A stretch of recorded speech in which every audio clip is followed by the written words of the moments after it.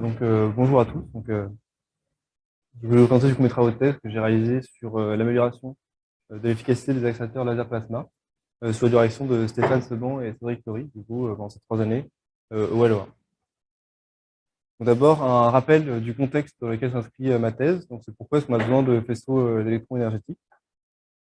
On a besoin pour différentes applications dans de nombreux domaines, aussi bien scientifiques qu'industriels, notamment dans la physique des particules élémentaires, pour la génération de rayons X, la radiobiologie ou la radiographie. Actuellement, comment est-ce qu'on produit ces faisceaux d'électrons? On utilise des accélérateurs conventionnels. En fait, les électrons sont accélérés dans des cavités radiofréquences ou oscillent à un champ électromagnétique à haute fréquence. On arrive un peu aux limites de ce qu'on peut faire avec cette technologie actuellement. Parce qu'en fait, le champ dans ces cavités radiofréquences est limité à environ 100 mégavolts par mètre, notamment à cause du claquage des parois. Et donc, ça nécessite d'avoir des infrastructures de très grande taille pour atteindre des énergies qui sont intéressantes, notamment pour la physique des particules élémentaires. À titre d'exemple, le SLAC, c'est le plus grand accélérateur linéaire au monde, et il fait 3,2 km de long. Avant de voir l'intérêt de l'accélération linéaire plasma par rapport à cette problématique, on va voir ce que c'est d'abord qu'un plasma. Un plasma, c'est le quatrième état de la matière, c'est un mélange de particules neutres, d'ions et d'électrons. Et ça représente 99% de la matière dans l'univers, même s'il est très peu présent sur Terre. Donc on peut l'avoir sous forme naturelle, donc avec des plasmas naturels, comme par exemple les étoiles, ou encore sous forme artificielle avec des plasmas industriels, par exemple dans les téléviseurs plasma. Donc les plasmas qu'on va voir aujourd'hui, ils se situent à peu près dans ce cercle-là. C'est des plasmas créés par laser. Ensuite, qu'est-ce qu'un laser? C'est donc un rayonnement lumineux qui spatialement et temporellement cohérent. Ce qu'on utilise au LOA en salle jaune, c'est un laser qui est femtoseconde. Donc la femtoseconde, c'est un millionième de milliardième de seconde. Donc, pour apprendre ce que c'est un peu cette sorte de grandeur-là de la femtoseconde, la lumière, en une seconde, elle parcourt environ 8 fois le tour du monde. Et donc, du coup, en 100 femtosecondes, elle va parcourir 30 micromètres, qui est à peu près la moitié de la taille typique d'un cheveu. Et en fait, c'est en comprimant l'énergie délivrée par l'impulsion laser pour cette durée ultra courte, c'est ça qui va nous permettre d'atteindre des puissances crêtes qui sont si élevées. Par exemple, le laser qu'on utilise dans la salle jaune, il délivre du coup 1,7 joules en 30 femtosecondes. Du coup, on nous permet d'atteindre des puissances de la soixantaine de terawatts. Il faut se rendre compte en fait que l'énergie qui est délivrée par l'impulsion laser, elle est ridiculement faible. Par exemple, si on apporte 1 joule d'énergie à 1 gramme d'eau, ça va juste faire augmenter la température de 0,24 degrés. Donc une fois qu'on atteint des puissances crêtes qui sont extrêmement élevées, on va du coup les focaliser pour atteindre cette fois-ci des intensités qui sont extrêmement élevées. Donc, pareil, pour avoir un ordre de grandeur des intensités qu'on atteint, par exemple, le soleil qui nous permet de bronzer sur une plage, c'est environ 0,1 watts par centimètre carré. Et donc, si on ajoute 15 ordres de grandeur à cette intensité-là, on obtient par exemple la première ionisation de l'atome d'hydrogène. Et donc, nous, on utilise des intensités du coup, qui permettent d'avoir des électrons relativistes. Donc, c'est des intensités qui sont de l'ordre de 10 puissance 18 à 10 puissance 19 qui sont atteintes en salle jaune au LOA. Donc, maintenant qu'on a vu ça, quel est l'intérêt de l'accélération des plasma? C'est en focalisant une impulsion laser qui est ultra intense, donc il y a des intensités qui sont supérieures à 10 puissance 18 watt par centimètre carré, et qu'on la focalise sur un jet de gaz, ça va nous permettre d'accélérer des électrons sur des distances qui sont extrêmement courtes, donc de l'ordre de quelques millimètres à quelques centimètres. Maintenant, on va voir un film qui est du coup représenter la propagation de l'impulsion laser dans le plasma. Donc, du coup, l'impulsion laser est pointée ici en rouge et donc les électrons sont pointés par les taches lumineuses. Et en se propageant dans le plasma, en fait, l'impulsion laser, elle va repousser les électrons hors de l'axe de propagation de l'impulsion laser par l'effet de la force pondéromotrice. Et comme la dimension du coup, spatiale de notre impulsion laser est extrêmement courte, la période d'oscillation des électrons est plus grande et donc ça va créer une cavité qui est donc vidée des électrons. Derrière cette impulsion laser, on va voir du coup des champs électriques extrêmement intenses. Donc c'est ça qu'on va utiliser dans la création d'un plasma.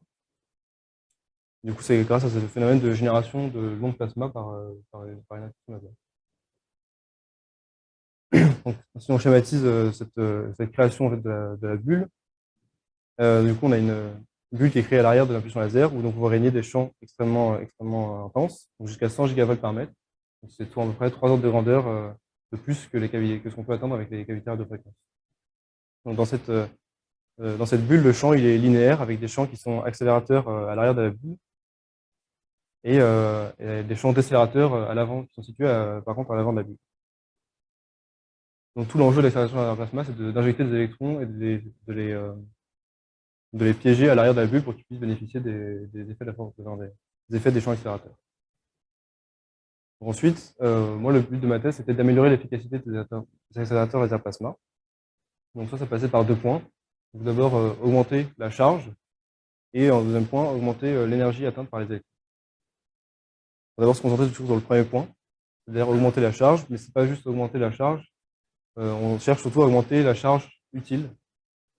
C'est-à-dire qu'on va essayer d'augmenter la charge dans un intervalle d'énergie qui est très court. Pourquoi on cherche à avoir non seulement une charge élevée et une dispersion en énergie qui est faible. Donc ça va jouer au moment de l'injection des électrons, parce que l'injection des électrons va avoir un impact direct sur la qualité du faisceau d'électrons qu'on va obtenir ensuite, que ce soit en termes de charge, de dispersion, de stabilité tirate-tire et aussi d'émission. Par exemple, si on schématise grossièrement la zone d'injection dans le plasma, du coup la zone d'injection représentée en violet et le plasma il est représenté en vert. Si l'injection elle se déclenche tout le long de la propagation de l'impulsion laser dans le plasma. En fait, les électrons vont être injectés du coup avec à des instants différents, avec des longueurs d'accélération qui vont être différentes. Donc ça va résulter en un spectre continu. Alors que si l'injection, par exemple, est localisée au début de la propagation de l'impulsion laser dans le plasma, les électrons vont plus ou moins avoir la même longueur d'accélération, ce qui fait qu'on va obtenir un spectre piqué à haute énergie. On voit du coup la nécessité de contrôler précisément l'injection des électrons dans la cavité qui fait quelques millimètres, quelques micromètres et qui se déplace à vitesse de la lumière. Donc ça a déjà été réalisé dans les années 2000, notamment du coup par le groupe de Jérôme Faure au Valois en 2006. Le deuxième point, c'était d'atteindre des hautes énergies. Donc pour ça, en fait, les électrons ils doivent tout simplement expérimenter les champs accélérateurs le plus longtemps possible. Donc on cherche à prolonger la longueur d'accélération. Mais il y a un phénomène qui limite du coup l'accélération, la diffraction, puisque lorsque l'impulsion laser se propage dans le plasma, elle va avoir tendance à se défocaliser, ce qui va à terme en fait, stopper le processus d'accélération. Donc une des solutions pour s'affranchir de la diffraction, ça va être le guidage. Donc, du coup, c'est quelque chose aussi qui a été réalisé dans les années 2000, aussi par un groupe un laboratoire à Berkeley, et en utilisant un guidage dans un tube capillaire qui a permis d'atteindre la barrière du gel. Donc on voit en fait que obtenir du coup des faisceaux de bonne qualité et d'atteindre des hautes énergies, c'est quelque chose qui a déjà été réalisé expérimentalement, mais de manière séparée. Et donc du coup, il y a une quinzaine d'années. Ça n'a jamais été réalisé en combinant ces deux enjeux. Donc nous, alors, je vais vous présenter en première partie du coup comme technique pour obtenir des faisceaux de bonne qualité. Donc je vais vous montrer présenter un exemple d'injection continue. C'est l'injection par ionisation. Dans l'injection par ionisation, on utilise un jet de gaz qui est un mélange d'un gaz un peu plus lourd, donc généralement de l'azote, et un gaz un peu plus léger, caractérisé comme léger, donc soit de l'hélium, soit d'hydrogène. Et en fait, on va jouer sur le fait que les niveaux d'ionisation du gaz plutôt lourd, donc l'azote, ils vont être atteints à différents instants dans la propagation d'impulsion laser. Donc, par exemple, les niveaux d'ionisation, ils sont atteints dans le pied d'intensité de l'impulsion laser, alors que les niveaux par exemple 6 et 7 sont atteints plus proches du pic d'intensité. Donc, ce qui fait que les électrons qui sont arrachés dans le pied d'impulsion laser, ils vont avoir la trajectoire, trajectoire 1, c'est-à-dire qu'ils vont être fortement soumis aux effets de la force condensatrice, et donc ils vont en fait constituer le plasma environnant et faire partie de l'onde plasma générée par l'impulsion laser. Alors que la trajectoire 2, du coup, elle correspond à la trajectoire des électrons qui sont arrachés proche du pic d'intensité de l'impulsion laser. En fait, ils sont arrachés directement dans la bulle, donc ils vont pouvoir traverser la bulle et pouvoir bénéficier des champs accélérateurs pour y être piégés ensuite. Bon, un deuxième exemple d'injection, cette fois-ci d'injection contrôlée, c'est l'injection par transition de densité. Et donc cette fois-ci, euh, on joue sur le fait que la taille de la bulle, elle va dépendre de la densité du plasma qui est environnant. Et donc on va essayer de produire un gradient descendant de densité, puisque si lorsque l'impulsion laser va se propager dans ce gradient descendant, en fait, la taille de la bulle va s'agrandir en s'étendant derrière l'impulsion laser. On va pouvoir du coup piéger les électrons qui se trouvent à l'arrière de l'impulsion laser. Donc, le but pour contrôler, enfin pour cette technique-là, ça va être de produire un profil de densité qui est donc similaire avec une densité qui se trouve à l'entrée du jet de gaz. Du coup, où vont être localisés les électrons, enfin, localiser l'injection des électrons, donc c'est représenté en violet, suivi d'un long plateau un plateau de densité où on va être localisé du coup la phase d'accélération. Donc le premier système, le premier dispositif pour réaliser du coup c'est un profil de densité comme celui qu'on cherche à faire, ça a été du coup de prévoir un système avec deux buses qui va nous permettre de découpler les étapes d'injection et d'accélération, puisque la surdensité, elle va être créée par le pic, enfin, la surdensité va être créée par une buse courte qui va être responsable du coup de la localisation de l'injection. Et la buse longue, elle va créer le plateau de densité et donc va donc être responsable de la phase d'accélération. On va d'abord se concentrer du coup sur la buse courte qui crée la surdensité à sa sortie. Donc cette buse courte, elle est basée sur un modèle qui s'appelle une cuillère de Laval. Une cuillère de Laval, c'est c'est des buses en fait, qui produisent des tentes supersoniques. Et on a ajouté à la sortie de cette buse-là, du coup, deux parois parallèles. Du coup, deux parois parallèles. Et en fait, la détente supersonique va se réfléchir sur ces parois parallèles là. Et en se réfléchissant sur cette paroi, on va créer un choc positionné ici.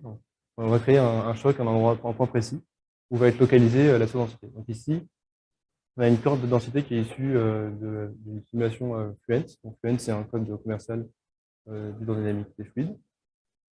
Ça permet en fait de voir que on crée bien une surdensité à la sortie de la bulle. Et en fait, on voit bien la détente supersonique.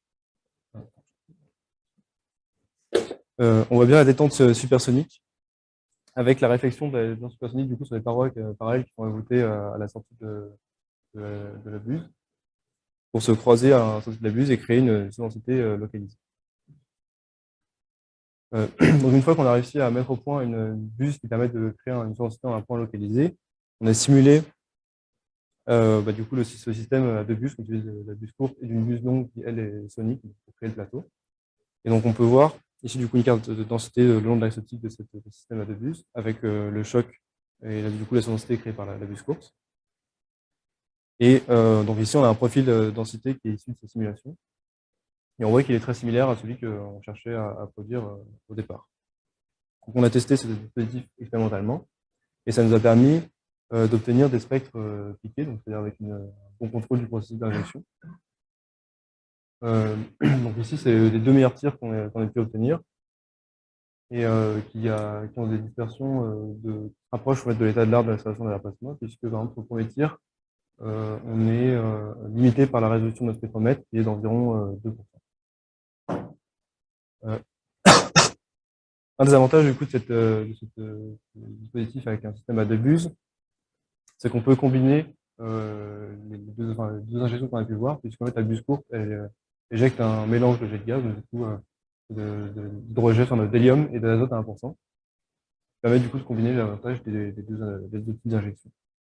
Mais en fait, en réalisant ce montage de tout expérimentalement, on s'est rendu compte qu'on avait un problème de stabilité, puisqu'il y avait seulement 40% des tirs qui présentaient un spectre piqué. On a cherché à comprendre d'où pouvait venir cette instabilité tir à tir. Et donc là, c'est une carte de densité aussi de front avec la buse courte qui crée la sous-densité et la buse longue.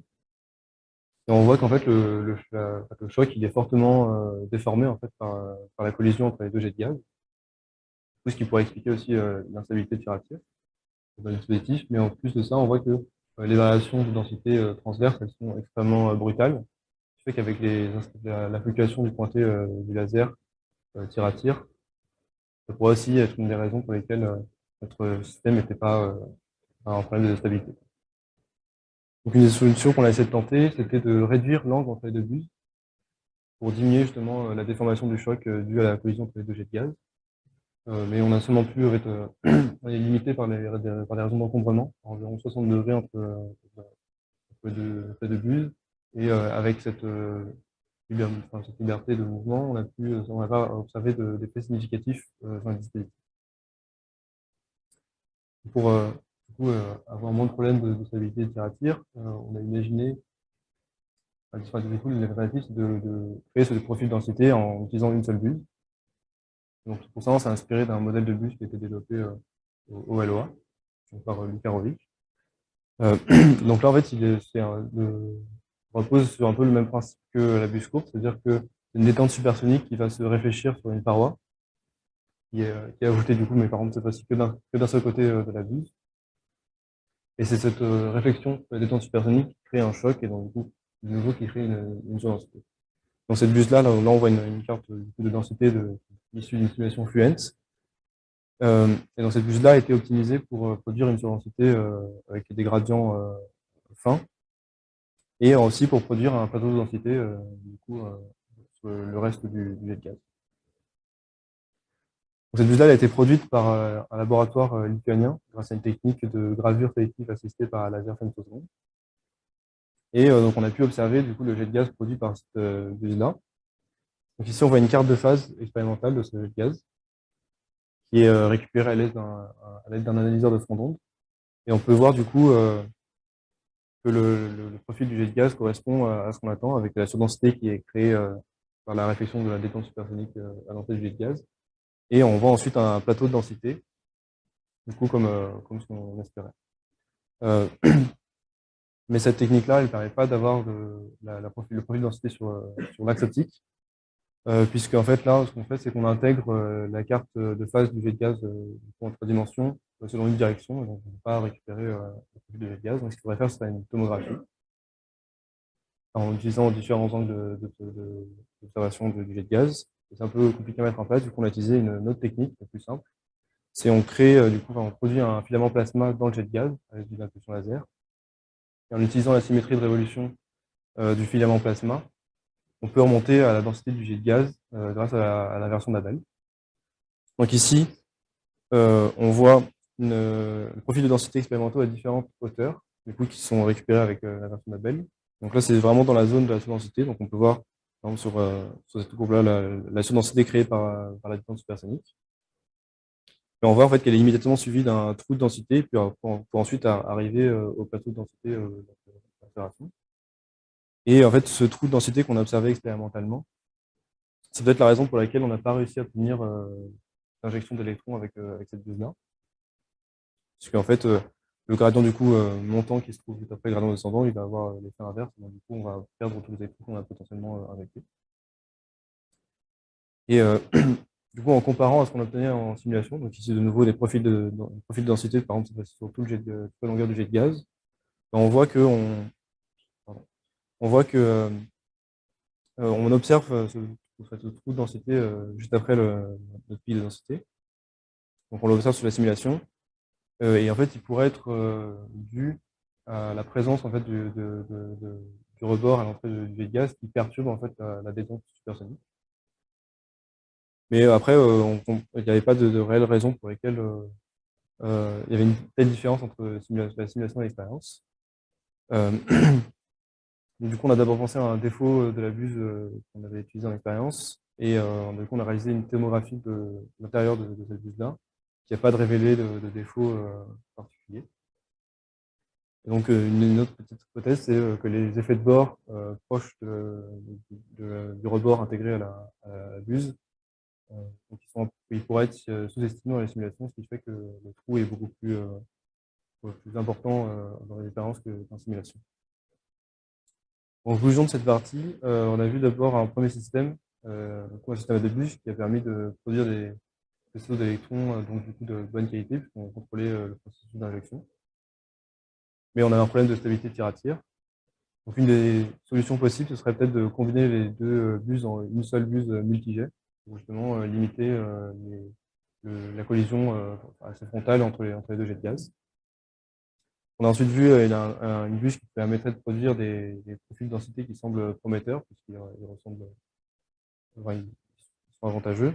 Mais on voit qu'il y a une différence entre ce qu'on a réussi à obtenir en simulation par rapport à ce qu'on a en expérience. Donc pour le moment, on a des pistes pour expliquer cette différence, mais rien de réellement concret. Donc pour la suite, on va utiliser du coup un système qui a déjà été produit expérimentalement et qui se montre efficace, c'est-à-dire l'utilisation d'une buse supersonique avec une lame qui se place au-dessus pour créer le choc où va être produit la densité. Moi, je passais du coup au deuxième enjeu de ma thèse, c'est-à-dire d'augmenter l'énergie atteinte par les électrons.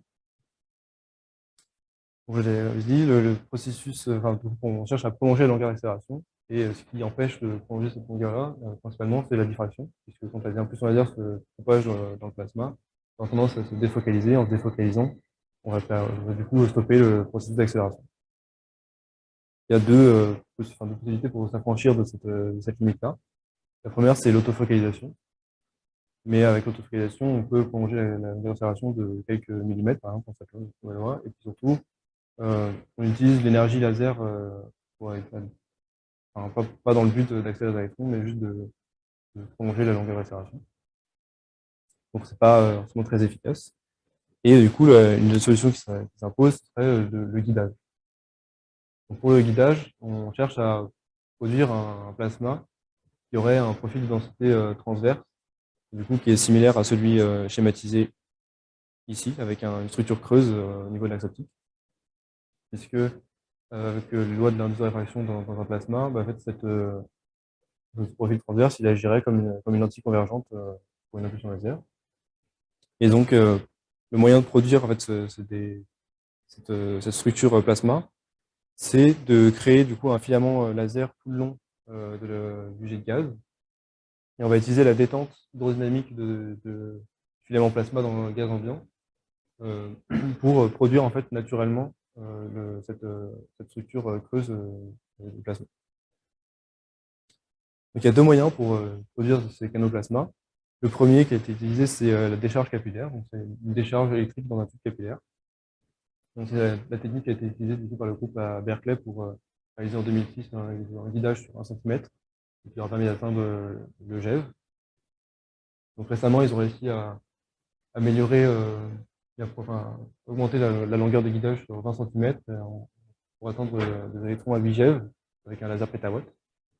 Mais le principal inconvénient de cette technique-là, c'est que le plasma il est situé dans le capillaire, enfin dans un capillaire, et donc du coup, ça rend extrêmement difficile la possibilité de façonner le profil de densité du plasma dans ce capillaire-là.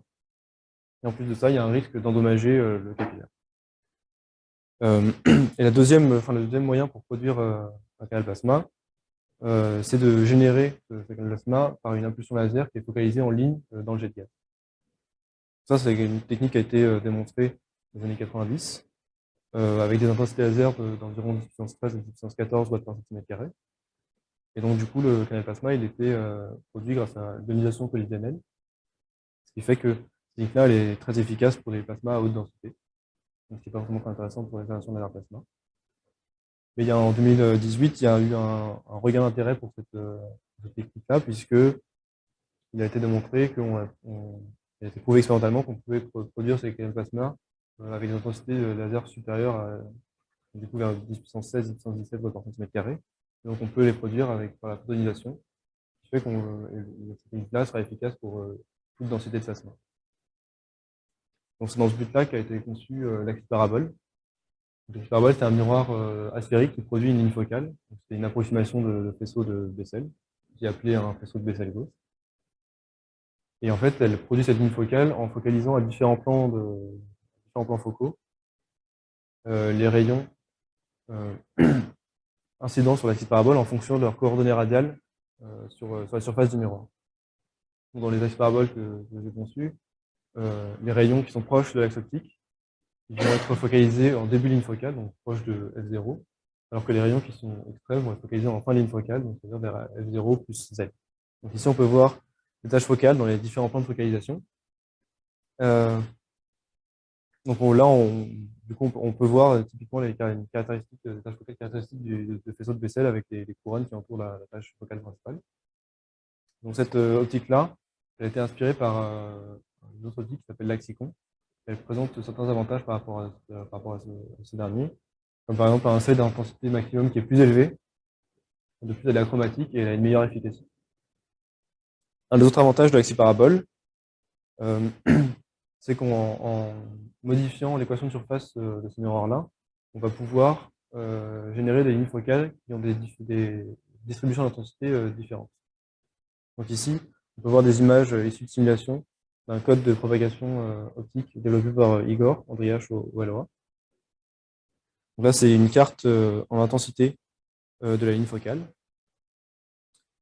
Et donc ici, on peut voir le profil du coup enfin, la distribution d'intensité de cette ligne focale, du coup en bleu. En vert, c'est l'évolution du rayon de la tâche focale centrale le long de la ligne focale. Et puis en orange, c'est l'énergie encerclée dans la tâche focale principale. Donc là, on peut voir en dessous un autre exemple d'axis parabole qui a été conçu pour avoir une ligne focale avec une distribution en énergie encerclée, cette fois-ci, qui est constante. Et du coup, on résulte en une distribution d'intensité, donc en bleu, qui est exponentiellement croissante. Donc, du coup, on a utilisé cette axis parabole là, dans un dispositif expérimental pour guider une impulsion laser. On a un faisceau de génération qui va être focalisé en ligne sur un jet de gaz grâce à l'axis parabole. L'axis parabole, du coup, va produire le canal plasma. Et après, avec un délai de généralement quelques nanosecondes, on tire avec le vaisseau donc, qui va être focalisé à l'entrée du jet de gaz. Et donc, avec un dispositif relativement simple, on arrive à obtenir des efficacités de guidage qui atteignent jusqu'à 50%. Donc ici, on a des tâches focales qui permettent de témoigner de l'efficacité de notre guidage, avec une tâche focale du coup à l'entrée du jet de gaz, puis ensuite la même tâche focale en sortie de jet de gaz mais sans guide d'onde, et enfin du coup cette tâche focale en sortie de jet de gaz avec le guide. Donc une fois qu'on a réalisé les premières expériences de guidage, on a amélioré un peu notre dispositif expérimental dans le but d'injecter, de réaliser l'injection des électrons. Donc de nouveau, on a le faisceau, du coup cette fois-ci le faisceau P2 qui produit le canal de plasma, puis ensuite le faisceau P1 qui est guidé, et avec une technique d'imagerie, donc comme dans le dispositif précédent, on peut voir l'efficacité du guidage qu'on produit, avec de nouveau une tâche focale sans et avec le guide, si je de voir ça. Et on a ajouté cette fois-ci un diagnostic qui permet de mesurer la densité expérimentale du canal plasma qu'on produit. Donc on avait grâce à un analyseur de front-ondes. Donc on peut voir ici une carte du coup bidimensionnelle de notre densité, qui nous permet d'estimer grossièrement les caractéristiques du canal plasma qu'on produit, notamment surtout sa largeur. Mais en vrai, on a quand même eu besoin d'avoir recours à des simulations hydrodynamiques pour pouvoir estimer plus précisément non seulement sa largeur, mais aussi surtout la densité qu'on a dans le creux du canal. Donc grâce à ce dispositif, on a pu réaliser une technique de guidage avec l'injection non contrôlée des électrons. Donc pour ça, on avait un jet de gaz du coup, qui expulsait un mélange de gaz, donc d'hydrogène et d'azote à 1%. C'était de l'injection par ionisation. Donc on a réussi à guider sur 15 mm pour atteindre des énergies qui atteignent jusqu'à 1,1 GeV, avec une impulsion laser, donc comme j'ai dit au début, de 1,7 joules et 30 femtosecondes. Donc là, on voit 7 tirs qui sont guidés avec l'injection, mais ils sont issus d'une série de 10 tirs. Donc, ce qui fait qu'on obtient environ 70% des tirs guidés avec une énergie qui est supérieure à 600 MeV. Et donc,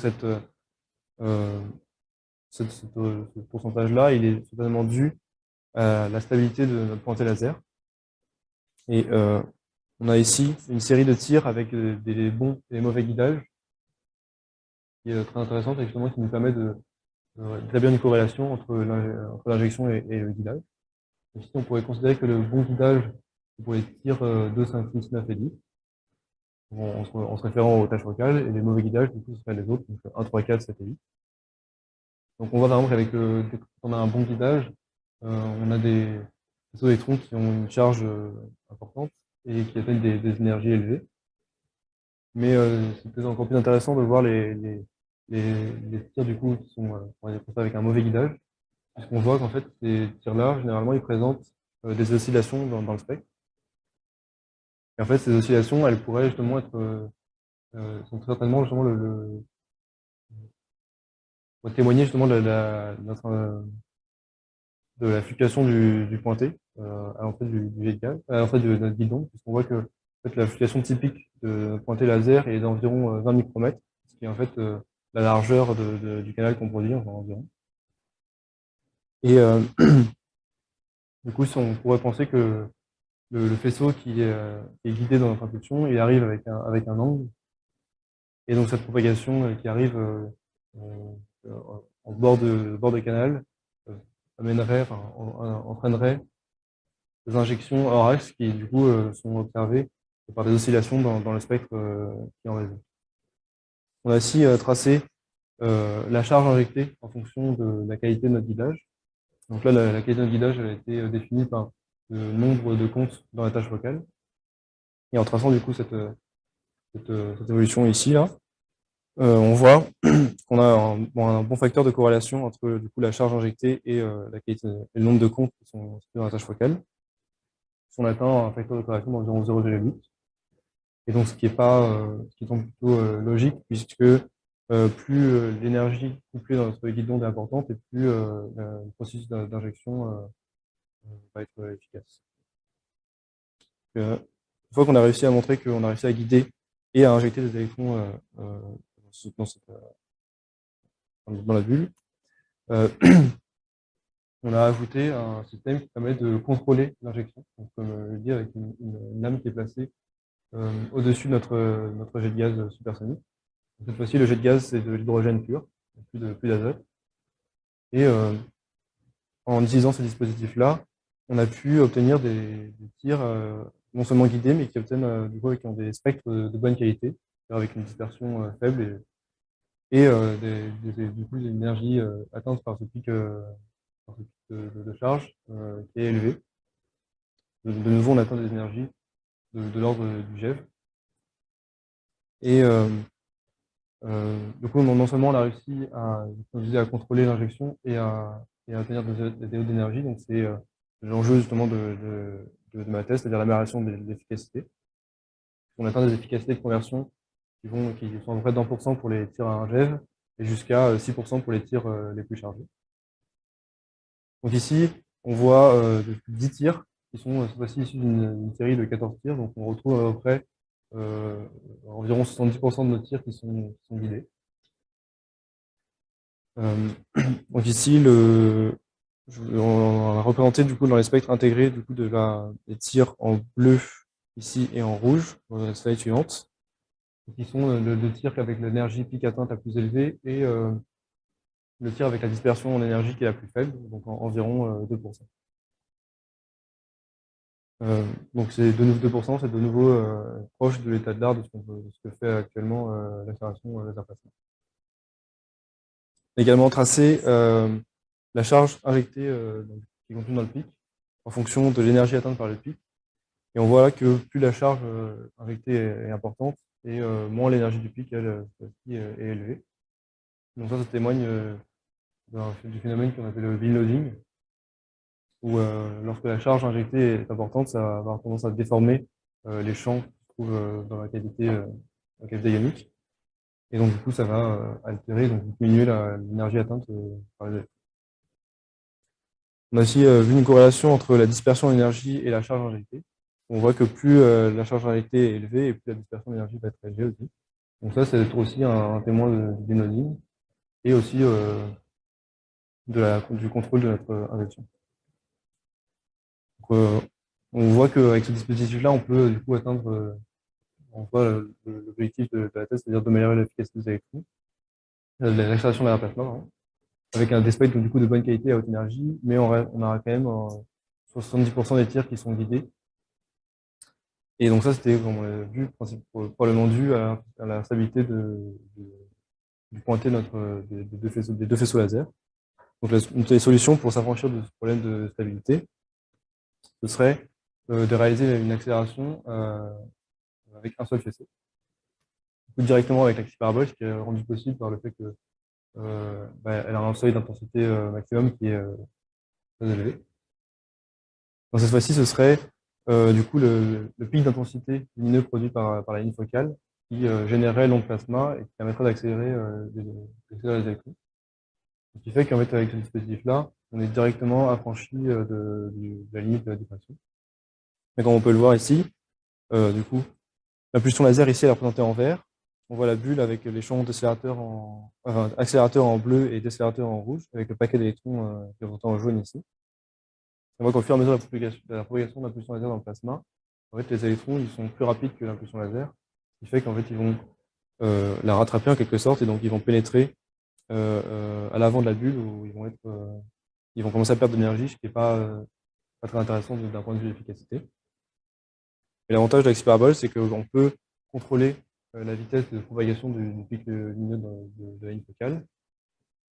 Donc on peut le contrôler de telle sorte que la vitesse du coup, de ce faisceau lumineux soit en phase avec celle des électrons. Ce qui fait que les électrons, du coup, resteraient à l'arrière de la bulle et donc du coup pas soumis à la limite du déphasage. Donc avec ce système-là, on serait non seulement affranchi de la diffraction, mais également du déphasage. D'abord, on a établi un modèle qui nous permet de calculer, c'est pas normal, qui permet de calculer la vitesse de création de la ligne focale de l'axe parabole. Du coup, c'est une simple observation dans l'approximation géométrique. On va comparer le décalage temporel du pic lumineux, du pic d'intensité dans la ligne focale, en fonction de l'augmentation du chemin optique des rayons qui constituent la ligne focale. Et donc, on obtient une formule, du coup, il s'établit par ce modèle numérique qui est donc supraluminique. Donc, la vitesse de la ligne focale, en fait, la ligne focale se crée plus vite que la vitesse de la lumière. Et donc, on a utilisé le code de propagation optique développé par Igor pour confronter notre modèle théorique à la simulation. Et donc, on peut voir ici, en orange, la courbe du coup, qui est issue de notre modèle théorique. Et en bleu, du coup, c'est celle qui est issue de la simulation. Donc, on voit que les deux sont plutôt en accord, même si les oscillations ne sont pas décrites par notre modèle théorique. Mais elles sont dues à la méthode de mesure de dépassement du pic d'intensité lumineuse et aux oscillations qu'on peut observer sur la carte de champ de l'axe parabole. Donc, il se trouve normalement ici, mais il y a un problème. Et on voit du coup qu'en fait, si on ajoute, par exemple, du coup, pour contrôler la vitesse de création de la ligne focale, l'ajout d'un retard radial, en fait, ça va modifier le chemin optique des rayons incidents sur cette miroir. Et du coup, en modifiant ce chemin optique, ça va du coup modifier la création de la ligne focale.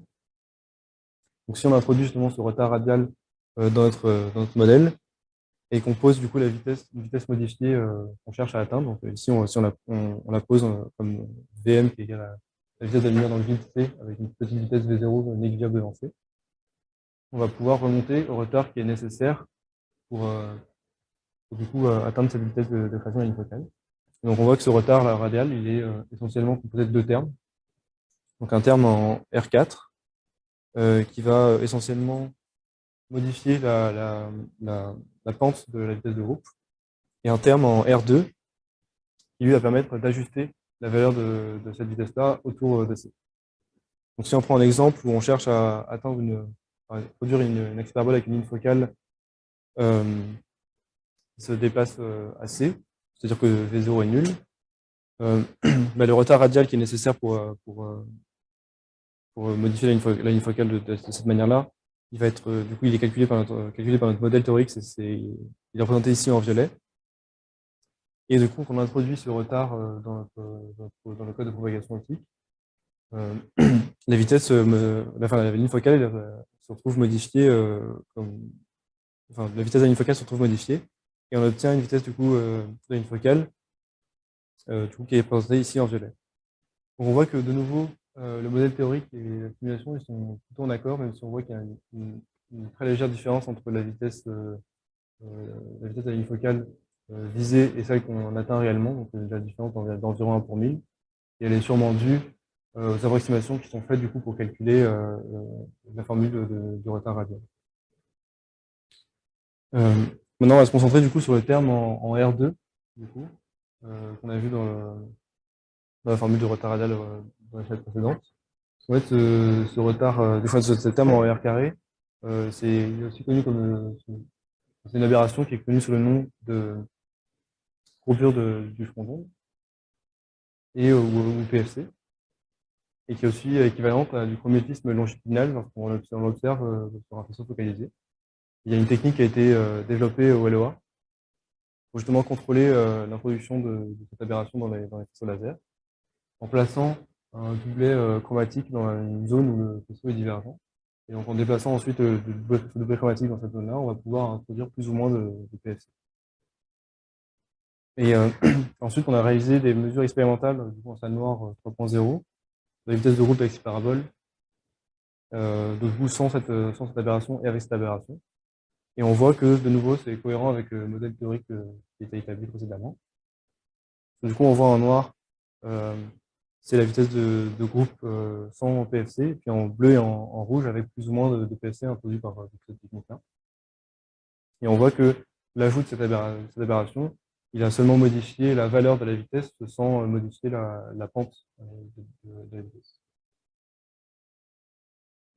Donc, en conclusion, on a vu d'abord comment obtenir des faisceaux de bonne qualité. Donc, pour ça, j'ai développé deux systèmes. Donc, un système avec deux buses qui permet d'obtenir des faisceaux qui sont satisfaisants avec un dispositif qui était légèrement trop instable pour être exploité ultérieurement. Puis ensuite, on a développé une buse avec un report intégré du coup, qui produit un profil de densité qui semble prometteur pour des applications à l'extraction d'un plasma, mais qui a du coup resté amélioré. Et en deuxième point, c'est l'atteinte des hautes énergies. Donc ça s'est passé par le développement de plusieurs axes paraboles du coup, pour le guidage. Et le développement surtout d'un système efficace d'injection contrôlée couplé à un guidage qui permet de produire du coup, des faisceaux d'électrons de bonne qualité et à haute énergie. Et enfin, du coup, une étude théorique de l'optique qui nous permet de réaliser le guidage avec ces paraboles. Et du coup, de ces perspectives d'application à l'aide de couplage sous-temporel. Et les perspectives pour la suite, ce serait du coup de transposer l'expérience de guidage avec injection contrôlée à un laser de pétawatt, donc par exemple le laser Apollon. Et ça a déjà été réalisé du coup, cet été par un laboratoire de l'Université de Maryland, mais sans contrôle d'injection. Il reste aussi à améliorer, enfin, du coup, à augmenter l'énergie atteinte par les électrons en réalisant du coup le même dispositif de guidage, mais avec cette fois-ci une technique de rephasage. Et enfin, une accélération, de réaliser l'accélération supraluminique avec l'axe parabole, du coup, à l'aide des couplages temporels. Et donc ça, ce sera dans le cadre de la thèse de Renan qui prend la suite. Et en conclusion, merci à tous ceux avec qui j'ai travaillé ou collaboré ou côtoyé pendant cette projet.